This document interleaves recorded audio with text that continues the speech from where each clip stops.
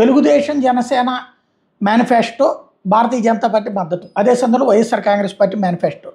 ఈ రెండింటికి మధ్యన ఉన్నటువంటి అంశాలని గుర్తు చేస్తూ చంద్రబాబు నాయుడు కీలకమైనటువంటి ఉపన్యాసం ఇచ్చారు.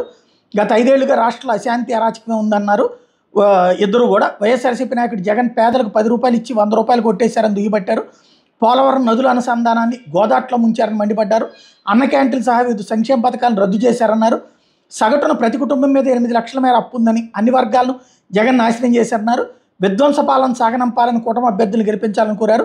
సూపర్ 6 షణ్ముఖ వ్యూహం వంటివి ఇప్పటికే ప్రకటించాం, సమగ్ర ఇసుక విధానం అమలు చేస్తాం, ల్యాండ్ టైటిలింగ్ యాక్ట్ రద్దు చేస్తామని పవన్ కళ్యాణ్ స్పష్టం చేశారు.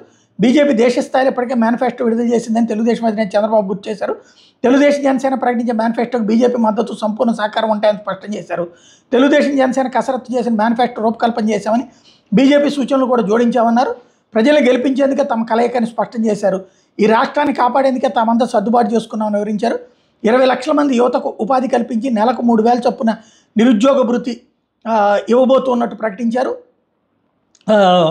3 గ్యాస్ సిలిండర్లు ఉచితం సహా మహిళలకు ఉచిత బస్సు ప్రయాణం కల్పిస్తామన్నారు.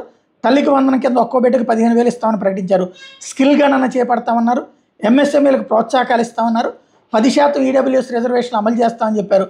మెగా డిఎస్సీ మీద తొలి సంతకం అన్నటువంటి విషయాన్ని తేల్చి చెప్పారు. బీసీ సబ్ ప్లాన్ ద్వారా 5 ఏళ్లలో 1,50,000 కోట్లు ఖర్చు పెడతామని చంద్రబాబు ప్రకటించారు. డ్వాక్రా మహిళలకు 10 లక్షల వరకు వడ్డీ లేని రుణాలు ఇస్తామన్నారు. బీసీలకు 50 ఏళ్లకే పెన్షన్లు ఇవ్వడం సహా బీసీ కార్పొరేషన్ ఆర్థికంగా బలోపేతం చేస్తామన్నారు. బీసీల స్వయం ఉపాధి కోసం ఏడాదికి 10,000 కోట్లు ఇస్తామని స్పష్టం చేశారు. ఆధునిక పనిముట్లతో ఆదరణ పథకం అమలు చేస్తామని హామీ ఇచ్చారు. పవర్లూమ్, హ్యాండ్లూమ్లకు కొంతమేర ఉచిత విద్యుత్ అందిస్తామన్నారు. మత్స్యకారులను ఆదుకుంటామని చెప్పారు. సంపద సృష్టిస్తూ ఆదాయాన్ని పెంచుతామని ప్రకటించారు.